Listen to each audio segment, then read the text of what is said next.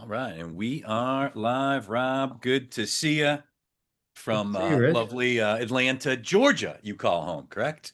Atlanta, yep. Atlanta, Georgia. So, and you said you were in attendance when your Braves beat my Indians in the '96 World Series. That was a Tell scar me for that my wasn't year. 96 though, please. It was '96. Yeah, it's yeah, God, hard to believe. The time flies by. I remember exactly where I was watching that one of many heartbreaking Cleveland losses, but Atlanta's had their fair share as well. So We've had our heartbreak. Don't get me started on that. I'll start crying on the while we're live. we won't bring up the Matt. We won't bring up the Matt Ryan Super Bowl. Don't worry. Oh yeah, yeah, yeah. As Wait a as a minute, I got to tortured step away. I'm feeling queasy. as a tortured Cleveland sports fan, I feel I have carte blanche to to poke fun at other cities. Sports nightmares, but Cleveland's had a bunch. So, Yeah, we'll give you that li poetic license. Rob should be on momentarily. He just texted me. He'll be joining us any moment here. And other than that, yeah, just give people another minute or so to filter in and I'll wait Rob, and then we will go ahead and get started. And down payment resource, Rob, has it been 20 years yet? How long has it been? Not quite, but 17. We had our 17th anniversary last Okay, April cool. 4th. So that's hard to believe. Man, that's blown by like I don't know what. I mean, when I think about when I have specific memories of the early days, then it seems like a long time ago, but it doesn't feel like a long time ago. So if I'm doing the math, then it was right after the mortgage meltdown. It was, yeah, 2008, and Yeah. yeah, we and so every startup has its pivot story, right? And ours came early because we launched in 2008. Our primary market was obviously going to be lenders and the GSEs. That was the spring of 2008. About a month after we launched, I through LinkedIn found somebody at Fannie Mae that had just been promoted to VP of Innovation, and they were looking Okay. for startups to do some things they couldn't get done in-house. Hey, Rob. What's up, Rob? So, and the meeting went really, really well. And I'm like, this is only a month into it. All I had was slideware. There's software, there's vaporware. I had slideware, PowerPoint. But the meeting went well, and then I was excited, and then I'm sitting on the plane ready to take off to come home, and thinking, okay, nah, it's not this. It can't be this easy. And sure enough, then we had the meltdown, and that's when we pivoted to our secondary market before Okay, lenders very came around. cool. Cool story. And if you could, Rob, before we get into it, just give our listeners, viewers, just a little background who may not know downpaymentresource.com, what you guys do. Yeah, so a couple of ways you could say it. One of the easy ways is we help our business partners connect home buyers and borrowers with the down payment help they need. And our system, our database helps lenders operationalize, de-risk, and start conversations with new prospective borrowers. So at the heart of it, we have this database of at least every known to us DPA program, but there are really about 12 categories of programs. So mortgage credit certificates, first mortgage products, um, and some of the more obscure programs. But 75% of that database is some type of down payment assistance. And we track it monthly. That's the hard part. There are no APIs. In fact, I tell people we've kind of become the de facto API because we're now the trusted source for this information. And we do have APIs, but keeping the information up to date is a very manual, labor-intensive process. And I can tell you, through April of this year, our team has already made more than 180,000 updates to the data. Wow.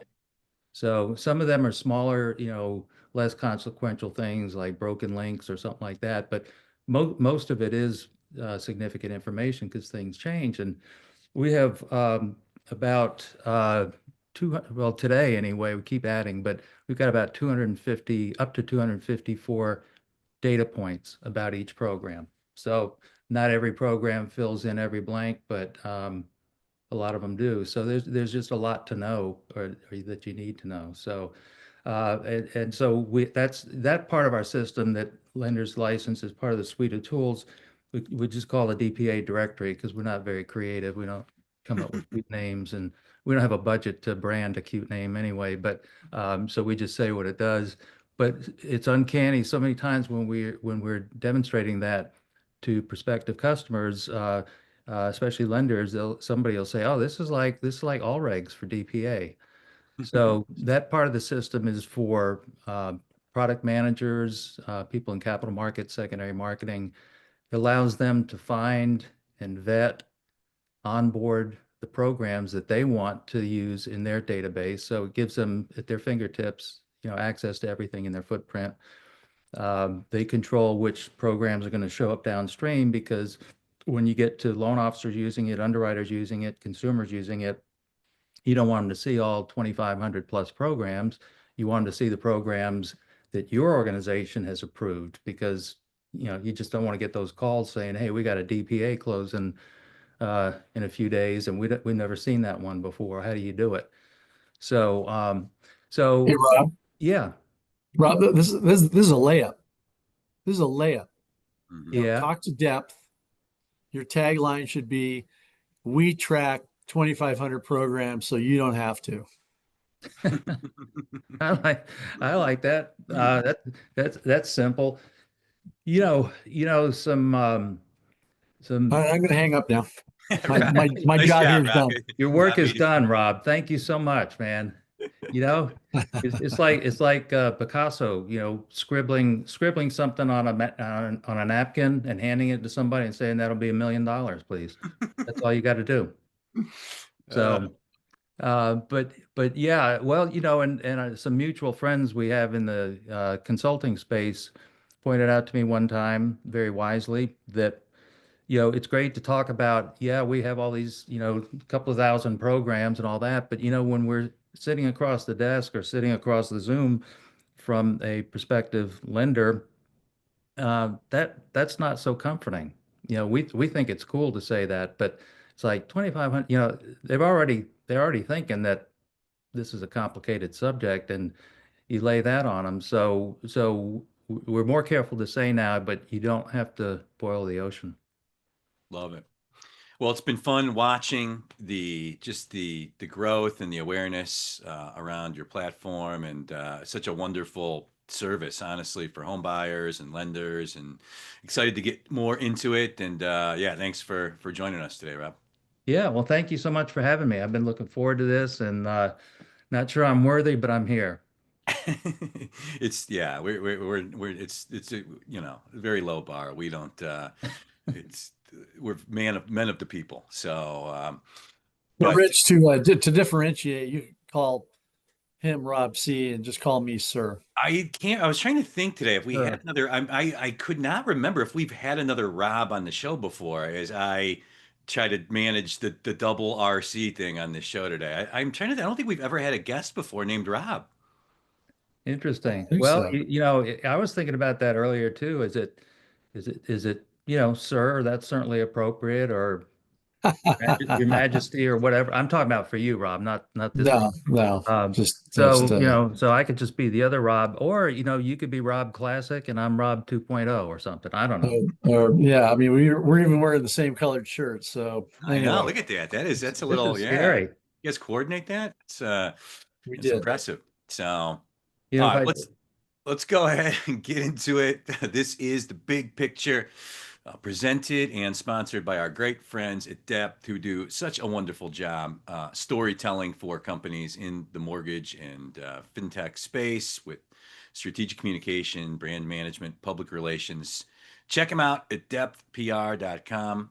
And Carrie, Leslie, Lindsay, and the crew at Depth taking great care of their people, and including our friends I, down I payment. was I was just going to say this is not a paid endorsement, but I can tell you from firsthand experience, they are awesome. They've it's just been a joy working with them, and they've really helped us.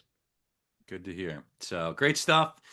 And Rob, The menu for this week, once again, robust. Of course, jobless claims this morning, a little disappointing. And, I think of additional note, just some worries about the job numbers in America.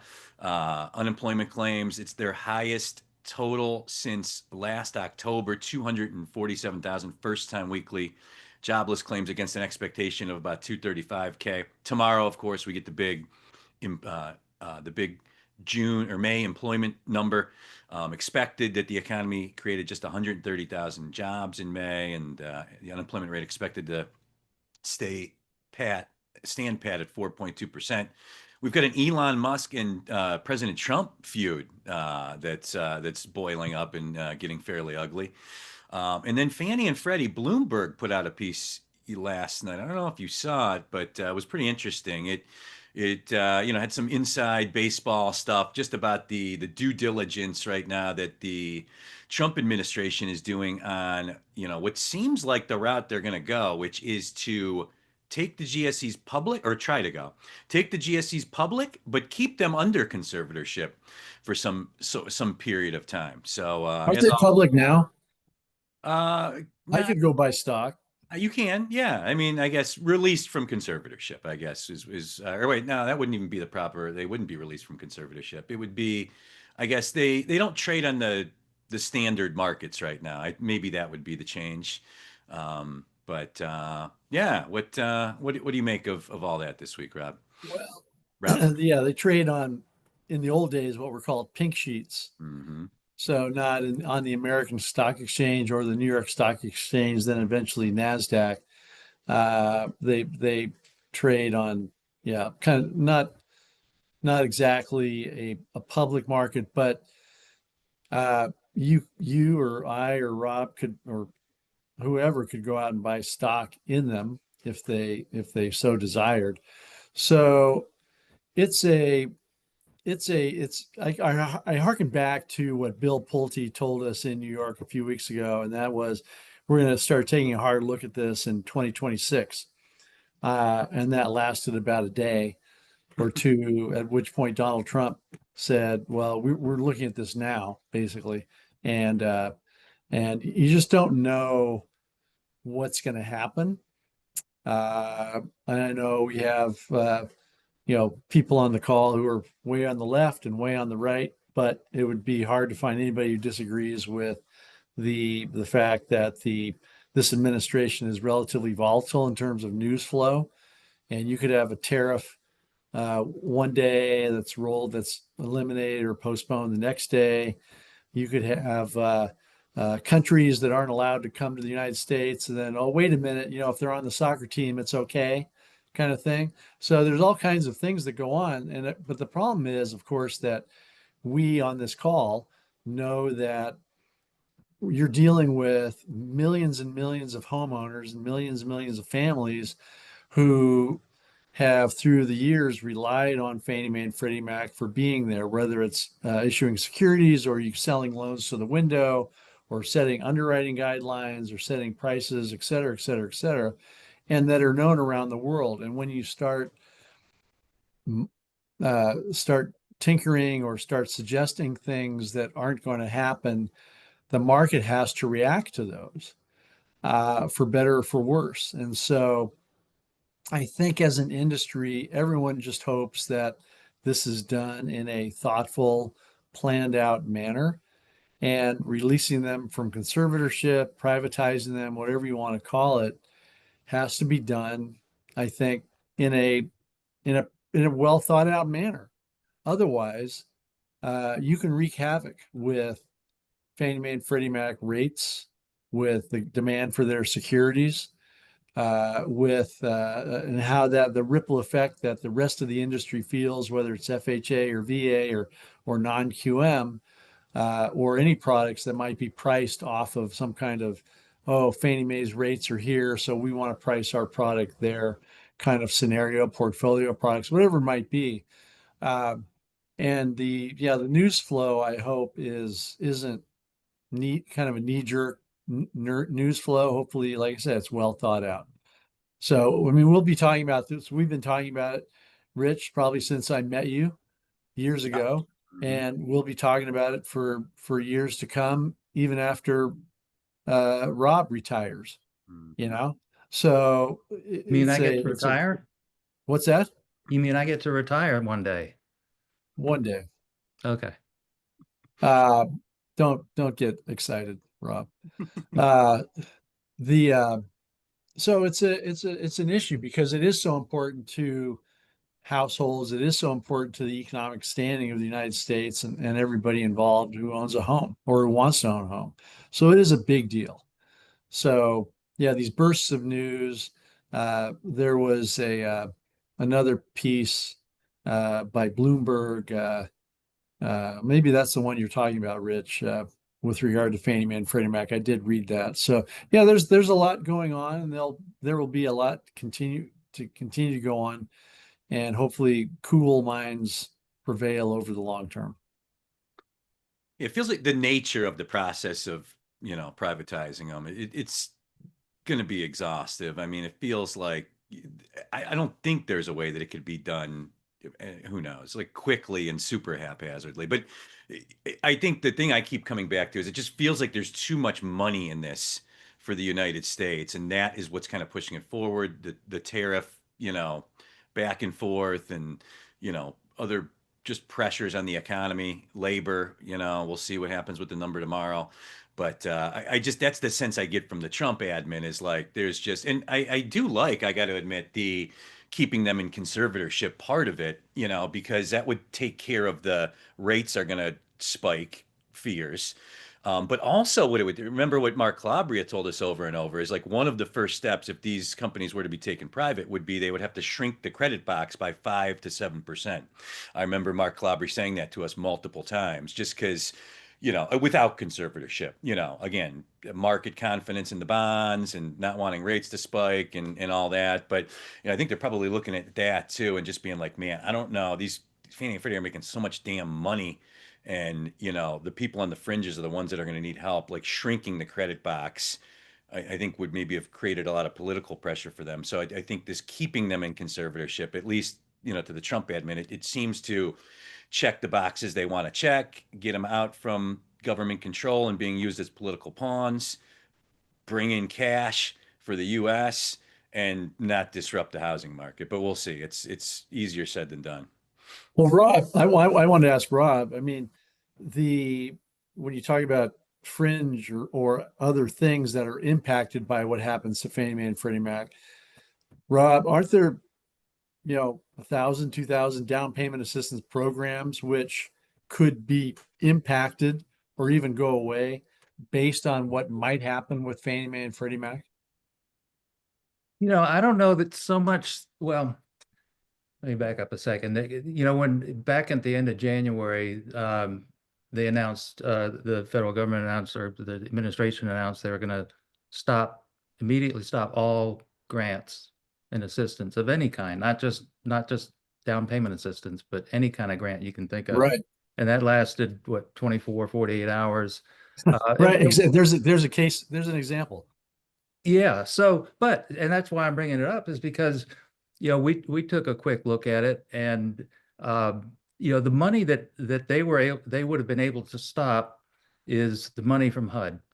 So, the community development block grants, CDBG programs, and the home funds, that money is distributed to local participating jurisdictions, local and state, and that would have been impacted.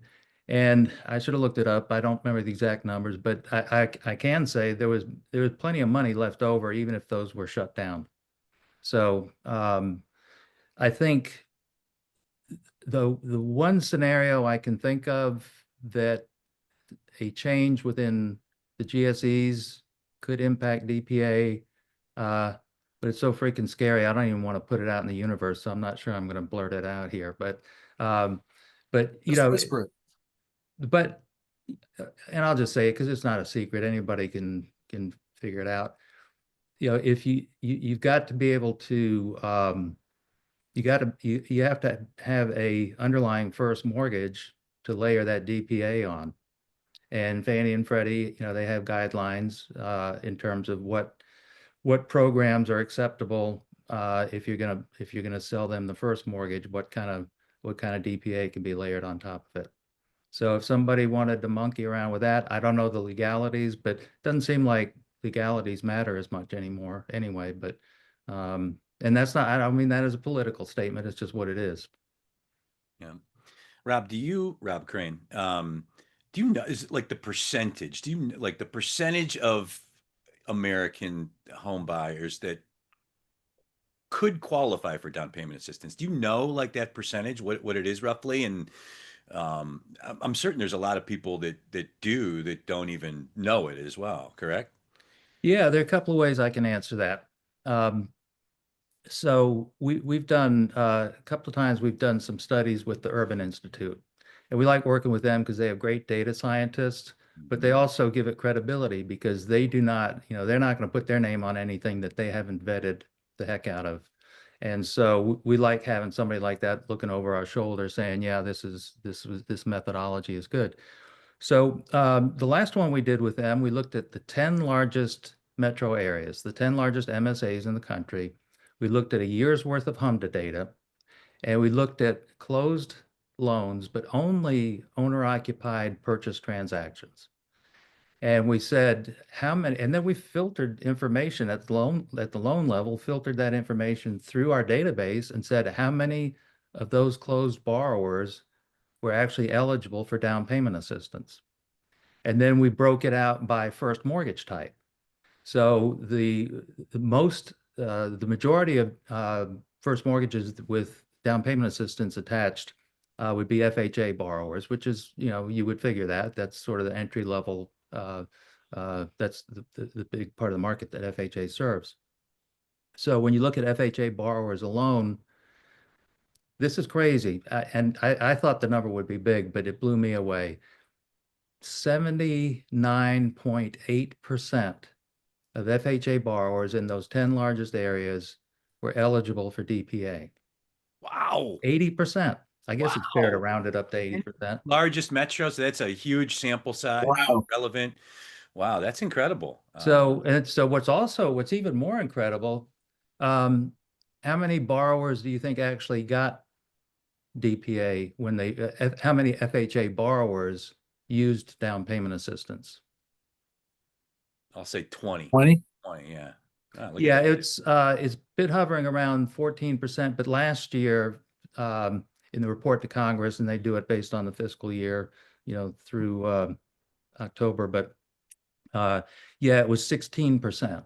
Wow. So you got 80% eligible, 16% that actually got it. So that's just one measurement. And to round it out, if you looked at all for all first mortgage types rolled together, so govies, conventional, it was about 43 or 44% of those borrowers. Mhm. Now, and then if you looked at conventional only, it was about 36%. 36% of conventional borrowers were eligible. Fannie and Freddie don't do as good a job tracking it, but I would say it would be optimistic to say 10% of conventional borrowers uh, get DPA. So there's still a big gap. Did you see Audrey's question pop up, Rob? No, I didn't. Sorry. It said, of the eligible borrowers, how many actually needed it? Sometimes they could, but it's more expensive. Yeah, well, and it's, in terms of whether it's more expensive, I think that point is sometimes blown out of proportion as far as, does a DPA really add expense? Because there are different kinds of DPAs and they're structured differently. So, and their funding mechanism is different. But it is a fair question. How many needed it? Definitely, I don't know, but I would say it's safe to say not everybody needed it because they got a loan, they closed on a loan anyway. The point here, though, is if you're eligible for it and it's there for you, would you rather? Well, I'll put it this way: I was in the real estate business for 15 years, a mortgage banker for 20 years, I don't know how many closings I attended, but I could tell you a lot of them that were first-time home buyers. At the end of the closing, the individual or the couple gets up and said, "Well, I guess we'll be eating tuna out of a can for the next 6 months," because they put every last penny, they scrimped and saved and put every last penny down at the closing table, except whatever the minimum reserves were, which typically what 2 months PITI, or at least it was back in the day. So it would be it's really important that for people to have some money left over and have because we all know and at least once you become a homeowner, you know how expensive it can be and how those unexpected repairs, sometimes major repairs, can come up. And this was proven out. And sorry, it's a long-winded answer, but this was an interesting study to me. Several years ago, the J.P. Morgan Chase Institute did some research called trading. It was called trading equity for liquidity, and they analyzed loans and loan performance, and they said what was more important in terms of defaults. Was it having more equity in the home or having liquidity? And one of the interesting things was it was liquidity was the most important, but the cutoff point was 3 months of PITI. If you had less than 3 months, the default rate really spiked up. But that was the one, and it went out, I don't know how many months of reserves you could have, but 3 months was it. But also even when at times when the certain situations they were doing loan modifications and things like that, this study also researched it and said that um, those loan modifications were far more successful if the solution was liquidity, not equity. So basically the sum total of that is that liquidity is more important than equity. So when people talk about, you got to have skin in the game, you got to put 20% down, according to this, apparently not. Interesting. Do you ever, Rob? Do you ever read these studies or hear about these studies that are done by whatever think tank, and think to yourself, I could put 3 or 4 veteran LOs or brokers in a room and buy them lunch and ask them the same question and get the same answer that some company just paid, tens of thousands of dollars of money to get that answer. Yeah, I mean, I think I'm being a little bit, no, I but mean, no, I'm no, joking a you're little right. I bit, mean, but I think it's anecdotal versus data. Mhm. And so, but it's interesting. You make a great point that there's a correlation between anecdotal information and data. At least a lot of cases. yeah. Usually I just put rumors and hearsay in my commentary.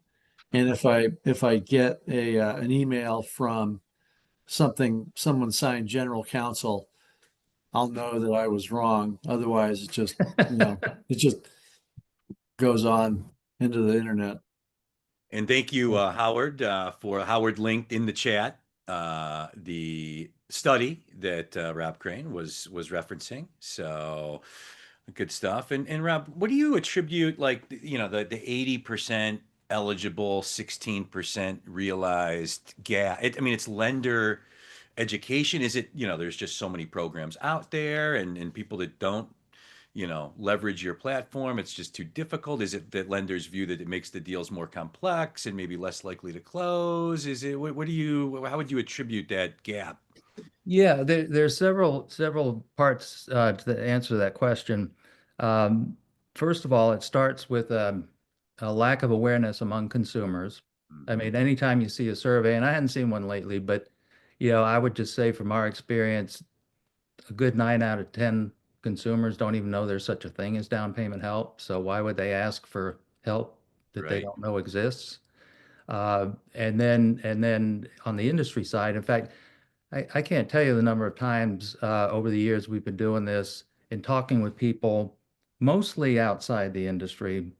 Even talking with I don't know, investors, private equity, venture capital, but other people in different professions, and they hear what we're doing, and they're like, why wouldn't everybody take advantage of these programs? And importantly, why doesn't the real estate industry and the mortgage industry have some systematic way to educate people that there's something there? Um, so You need to uh, get some of that. You need to just get bought out by Fannie and Freddie. They could implement your database into all their get some of that, some of that Doge money, and you just get right embedded right into the GSE platforms, right? That would take care of it.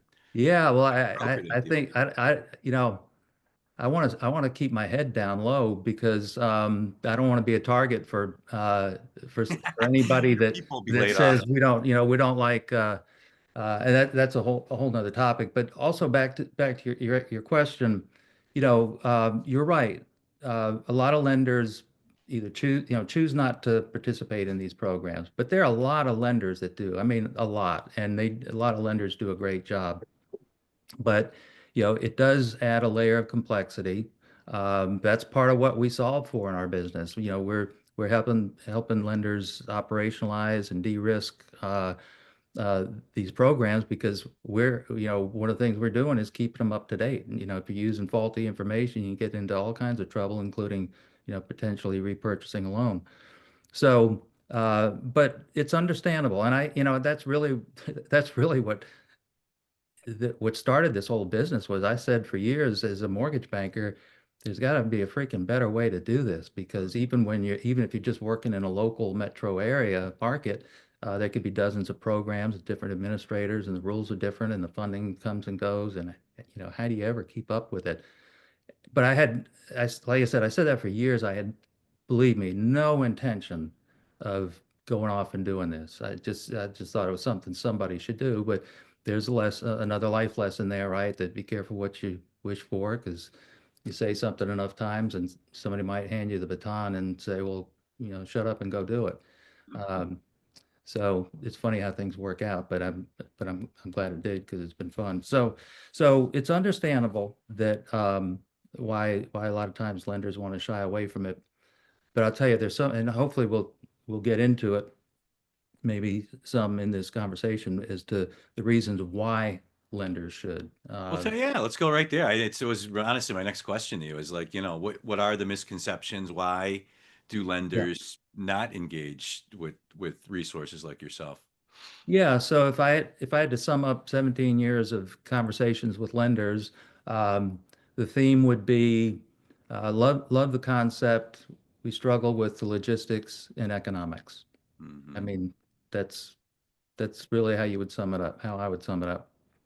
And to that point, you'll hear lenders say a lot of times that we can't make money doing DPAs. Um, There are some types of DPAs that limit how much a lender can make. Those would typically be the DPAs through the state housing finance agency programs. But there are plenty of DPAs that, sort of the traditional community seconds, Yep. where that's simply not an issue. But when somebody says, "Well, we can't make money doing it," I kind of have two answers. One is, how would it impact your bottom line if you could close 30 to 40% more of your turn downs? Right. Good point. Or I've been one of my bugaboos for years has been why don't the states just allow lenders to make a decent return on state bond loans? I don't understand it. Like these states, they have money left over at the end of the year. They're not utilizing all the money. It's look at what's going on in housing. Like that's just me. Do you have any insight on that, Rob? Why the states make it like I do. I am sensitive to the lender, because they can be, operationally difficult, and and it is tough to make money on the state bond program loans. Any thoughts there? Well, yeah, and I won't go into the real intricacies about it because that would be boring and I'd probably screw it up anyway because it gets complicated. But I think a lot of it has to do with the funding mechanism that, if it's bond funded, those rules uh, come from the bonding authorities. So that might be the state, but it might be, not directly the state housing finance agency themselves making those rules.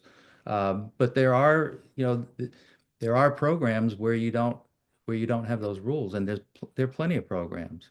Um, when if we look at consumers coming, say, through our website using our widget, so they could be matched with any of the 2,500 programs, depending on where they're looking and all that kind of stuff. It wouldn't be that many, but um, if you're eligible for one, you're eligible for probably 8, 10, or 12 programs. There's that many programs out there.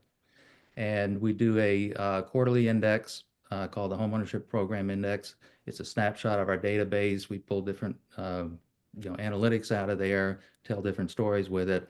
But one of the things we always look at is what percentage of that 2,500 plus database is actively funded.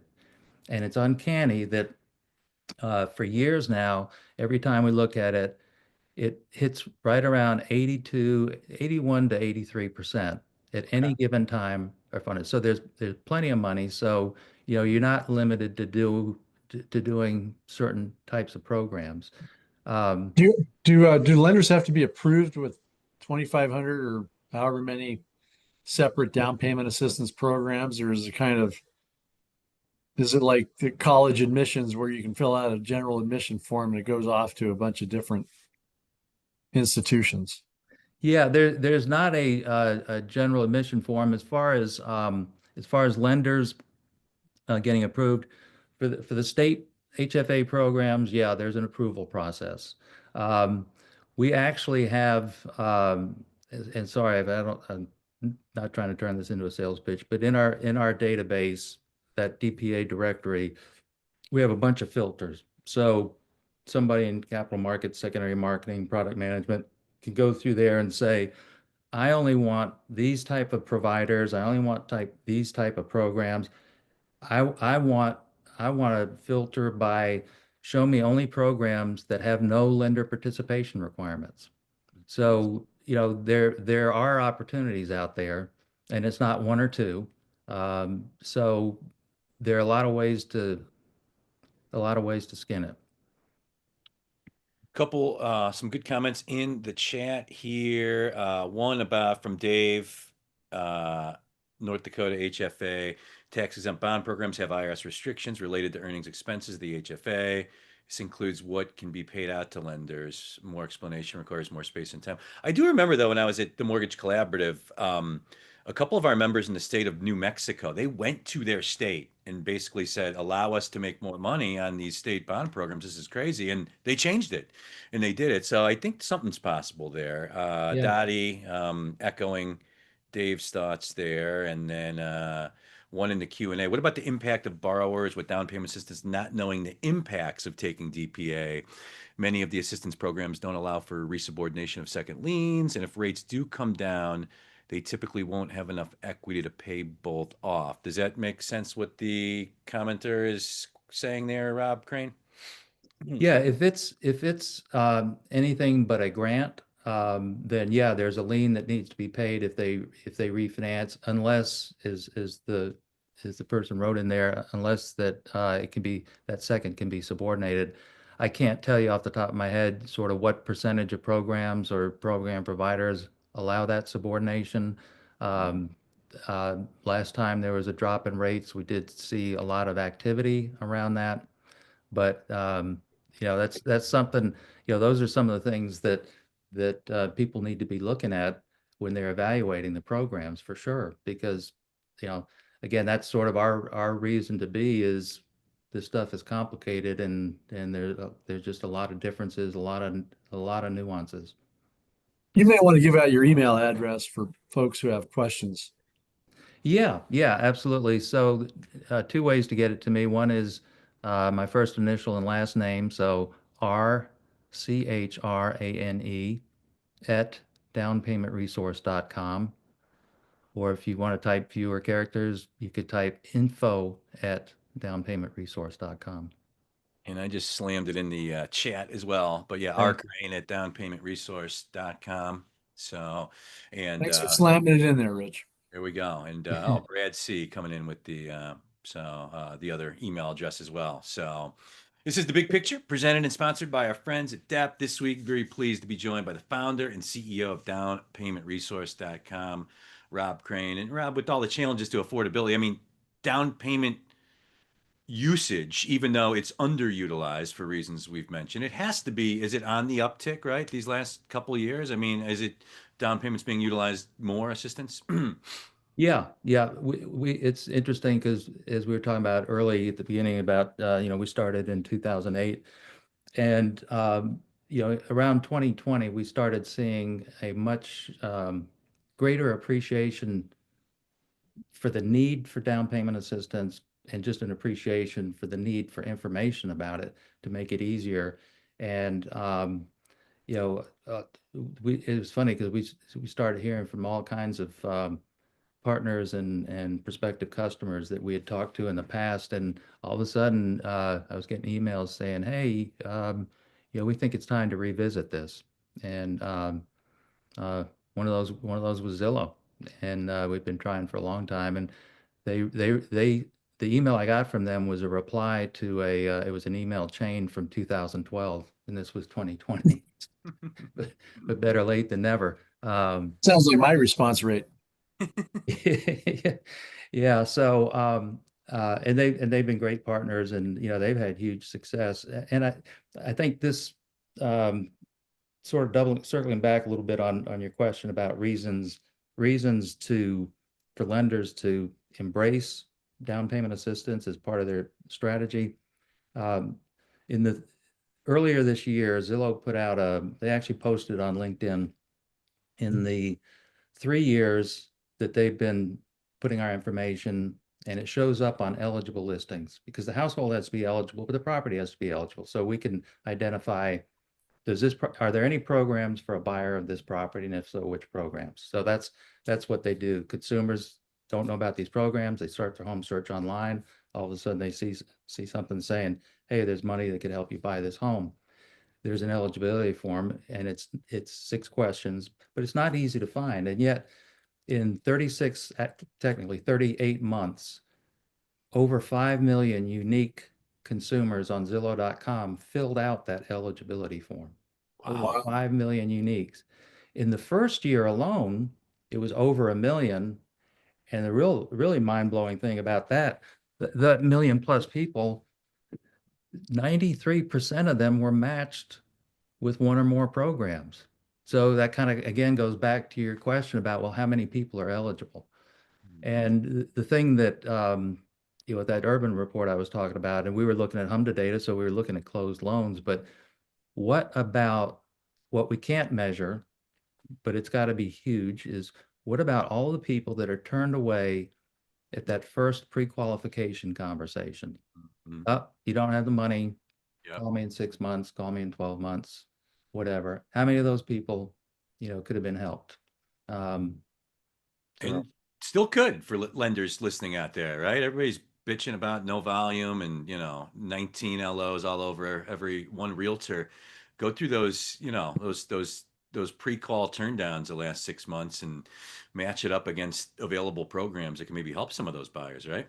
yeah, and that's also where I got that number when I was saying about how would it help your bottom line if you closed 30-40% of your Right. turndowns.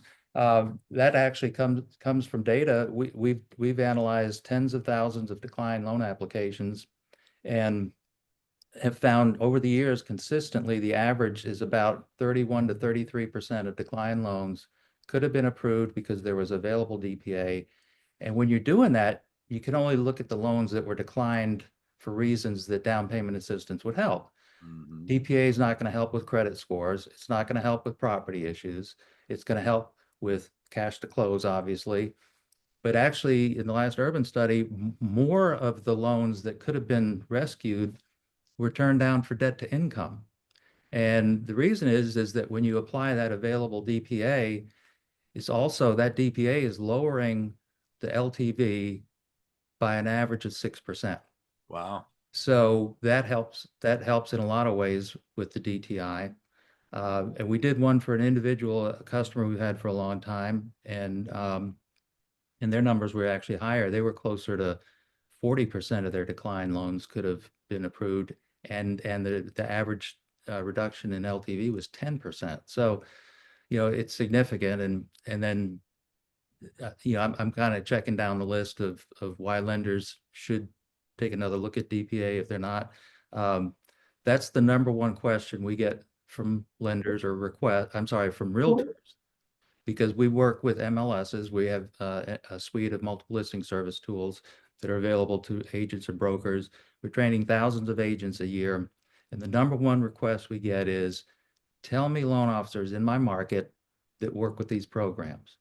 Mhm. And first thing we say is, well, ask the lenders you're working with, because they may be able to do it. They just haven't gotten around to telling you, or maybe they didn't want you to know that they could do it. But ask the lenders you have relationships with, and if not, here's how you can find some good ones. So we have an MLS in one of our MLSs is in Charlotte, North Carolina, Canopy MLS. They've done amazing things with electronic billboards, bus signs, digital media. And one of the things, and it's smart, because one of the things they're doing, they're not just educating the public that down payment help is out there, but they're saying this is part of the value of working with a realtor. We know programs that you don't know about, and we can, and that's the same value proposition a lender can ask. I mean, it's such a compelling call to action to just simply say, did you know down payment help was available? Let's see if you're eligible. Yeah, I mean, it's a Anybody great, can understand that. absolutely. Yeah, it's such a relevant, touch point with somebody having the pre-approval queue, or maybe that was denied and disappointed. So, and yeah, I mean, this day and age of all lenders just trying so hard to differentiate themselves in different ways, affordability being so challenged. Yeah, hopefully this show maybe raises some awareness for some of the things that are out there for buyers and lenders to help put people in more homes, because we kind of need all the help we can get right now. Absolutely. Absolutely.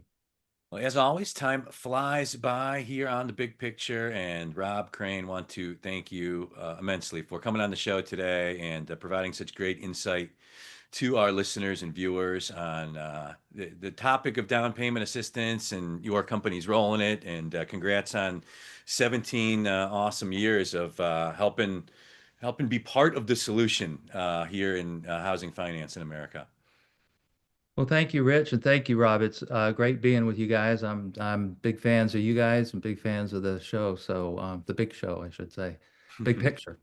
Thank you guys. It's great talking with you. Love it. Thank you. And as always, thanks to my co-host Rob Crisman, and the matching outfits for the Rob C's today. That was very impressive, guys. Yeah. Yeah, I'm glad I saw that memo from you, Rob. Yeah. Yeah. And to our listeners, Absolutely. viewers, thank you so much for taking part of your Thursday afternoon out with us. We are live. We do the show live on Zoom every Thursday at 3 p.m. Eastern. So listen on pod or watching on YouTube. Head over to CrismanCommentary.com to get signed up for the live showing. You register once, you're registered for all future episodes, and it's fun and interactive, and a fun way to consume the show. So, but with that, wish everybody a great rest of the week and weekend, and we will see you next Thursday on The Big Picture. Thanks again, Rob Chrane and Rob Crisman, and to all our attendees today. And Thank you, Rich. Thank you. we'll see Thank you you, next Deb. week. You guys take care, everyone. care. All right. Bye. Bye.